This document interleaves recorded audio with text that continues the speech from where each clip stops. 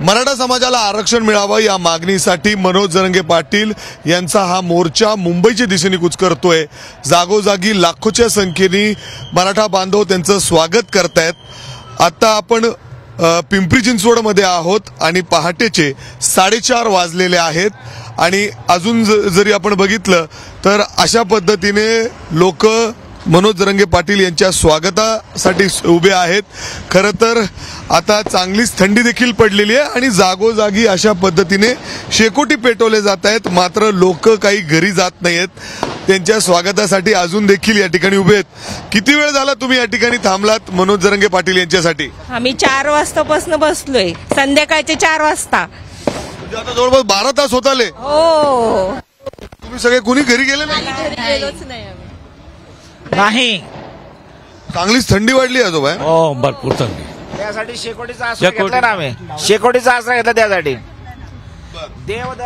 देव देश आणि धर्मासाठी ज्यांनी आपल्या स्वतःच्या प्राणाची बाजी लावलेली आहे त्यांच्या दर्शनासाठी आम्ही इथं थांबलेलो आहोत। आपण बघितलं तर अशा पद्धतीने ही ऊर्जा हीच ताकद आहे मनोज जरंगे पाटील यांची आणि त्यामुळेच गेले जवळपास आता आपण बघितलं तर 24 तास उलटून गेलेले आहेत।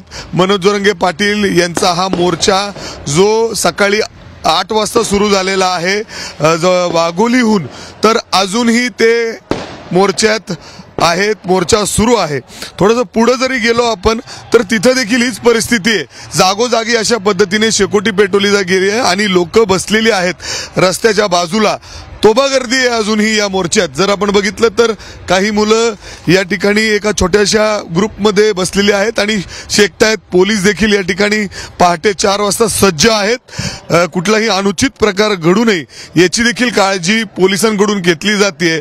जसं मी सांगतोय की थंडी देखील वाढलेली आहे, मात्र हा जो मोर्चा आहे तो कुठेही थांबत नाहीये। लोकांचा उत्साह कुठेही कमी होत नाहीये।